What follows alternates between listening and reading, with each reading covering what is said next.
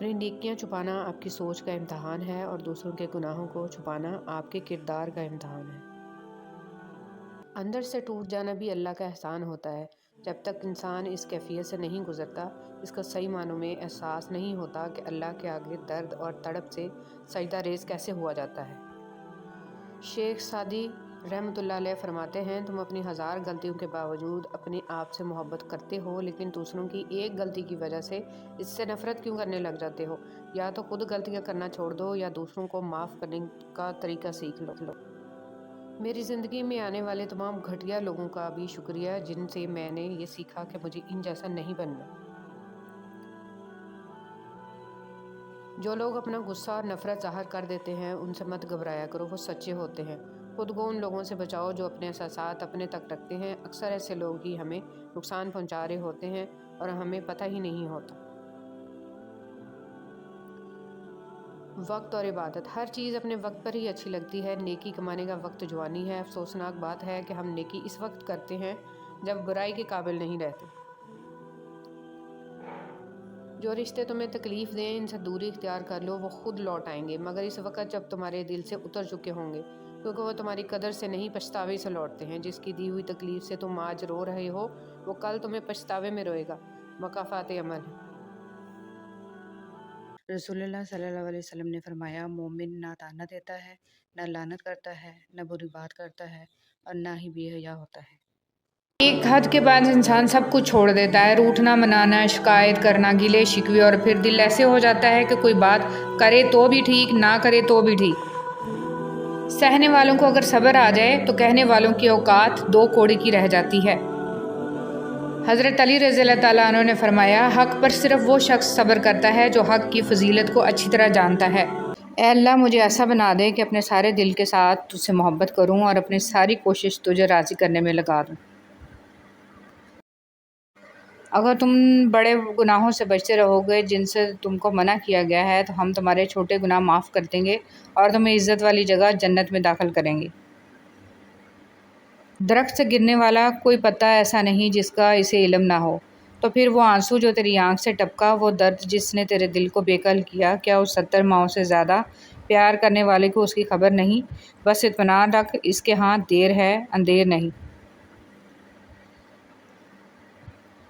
تمہاری جنگ کسی اپنے پرائے سے نہیں، ہر اس شخص سے ہے جو تمہاری آخرت میں رکاوٹ بنے، اور یہ جنگ تمہارے اپنے آپ سے بھی ہے۔ اللہ تعالیٰ سے ہمیشہ خوبصورت گمان رکھو۔ فقط ایک وہی ذات ہے جو اندھیروں میں روشنی بکھیرنے پر قادر ہے۔ بس وہی ہے جو مضطرب دلوں کو سکون بخشتا ہے۔ وہی ہے جو کچھ نہیں سے کچھ کو پیدا کرتا ہے اور کچھ کو کچھ نہیں کرتا ہے۔ جو رشتے ہماری طاقت ہوتے ہیں، اکثر وہی ہماری کمزوری بھی ہوتے ہیں۔ رشتے خون کا ہو یا احساس کا، اس میں ضد نہیں آنی چاہیے، ورنہ ضد جیت جاتی ہے اور رشتہ ہار جاتا ہے۔ زندگی میں کبھی بھی اپنے ہنر پر غرور مت کرنا، کیونکہ پتھر جب بھی پانی میں گرتا ہے تو اپنے ہی وزن سے ڈوب جاتا ہے۔ صبح سویرے کام شروع کرنا۔ نبی کریم صلی اللہ علیہ وسلم نے فرمایا، میں نے اللہ تعالیٰ سے دعا کی کہ یا اللہ، میری امت کے لیے اس کے سویرے کے کاموں میں برکت عطا فرما۔ تم سزا جزا کا اختیار اپنے ہاتھ میں لینے کی کوشش مت کرو۔ تمہیں کیا پتہ کہ کون گناہ گار ہے، کون بے گناہ؟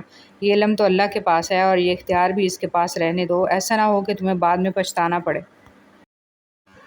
میں نے گناہوں میں ڈوبے لوگوں کو راتوں کو روتے دیکھا ہے اور نیکی کرنے والوں کو دوسروں پر ہنستے دیکھا ہے۔ کس کا کردار اچھا اور کس کا برا ہے، یہ صرف اللہ جانتا ہے، کیونکہ انسان صرف اچھے انسان سے محبت کرتا ہے، جبکہ اللہ برے انسان کو بھی اکیلا نہیں چھوڑتا۔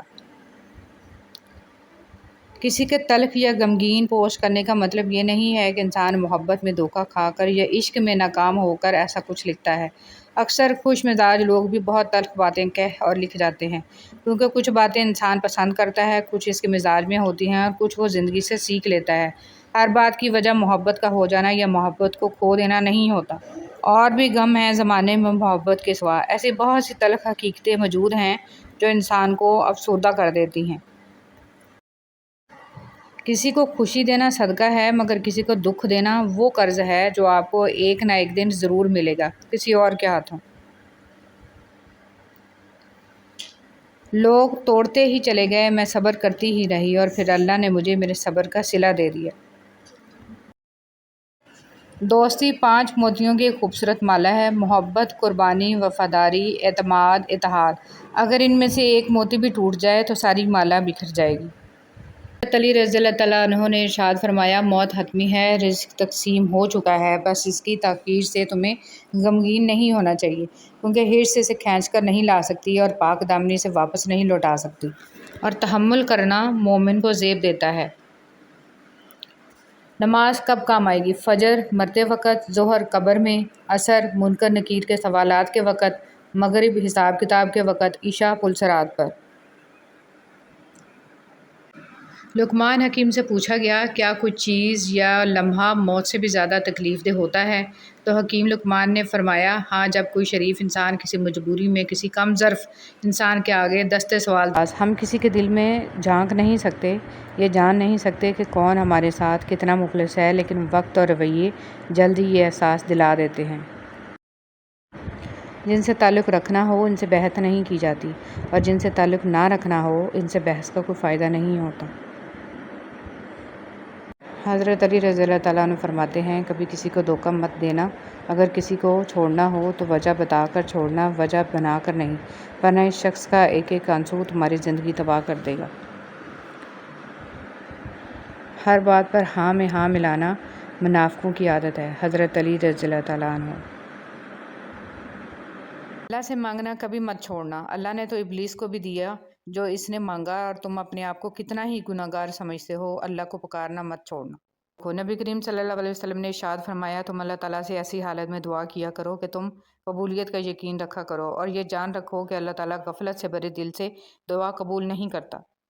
دنیا کی تاریخ میں کوئی کسی کے لیے اتنا نہیں رویا جتنا ہمارے نبی حضرت محمد صلی اللہ علیہ وسلم اپنی امت کی بخشش کے لیے روئے۔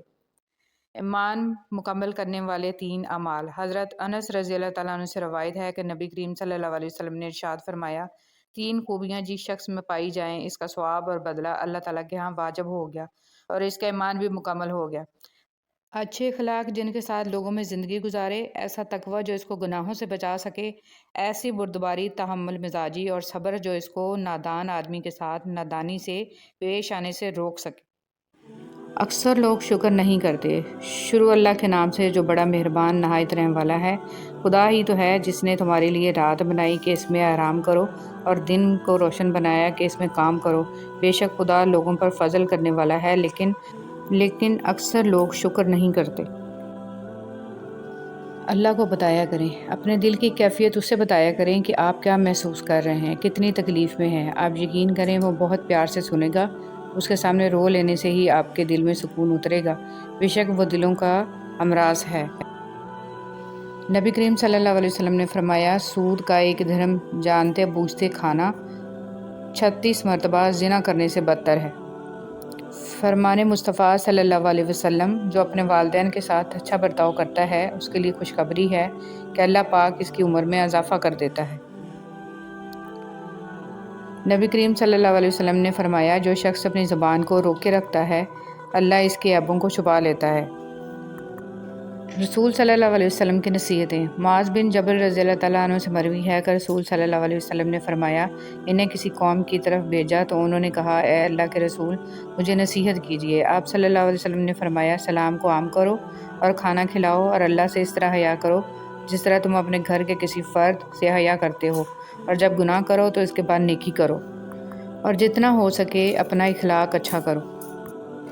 اللہ کے خاص بندے۔ رسول صلی اللہ علیہ وسلم نے فرمایا، لوگوں میں سے کچھ افراد اللہ والے ہوتے ہیں۔ صحابہ کرام رضی اللہ تعالیٰ عنہ نے عرض کیا، اے اللہ کے رسول صلی اللہ علیہ وسلم، وہ کون لوگ ہیں؟ فرمایا، قرآن والے، وہی اللہ والے ہیں اور وہی اس کے خاص بندے ہیں۔ رسول صلی اللہ علیہ وسلم کا غسل۔ حضرت عائشہ رضی اللہ تعالیٰ عنہ روایت کرتی ہیں کہ نبی کریم صلی اللہ علیہ وسلم جب غسل فرماتے تو آپ صلی اللہ علیہ وسلم پہلے اپنے دونوں ہاتھ دھوتے، پھر اسی طرح وضو کرتے جیسے نماز کے لیے آپ صلی اللہ علیہ وسلم وضو کیا کرتے تھے۔ پھر پانی میں اپنی انگلیاں داخل فرماتے اور ان سے بالوں کی جڑوں کا خلال کرتے، پھر اپنے ہاتھوں سے 3 چلو سر پر پانی ڈالتے، پھر تمام بدن پر پانی بہا لیتے۔ موسم اور رشتے دونوں ایک جیسے ہوتے ہیں، کبھی حد سے زیادہ اچھے اور کبھی برداشت سے باہر۔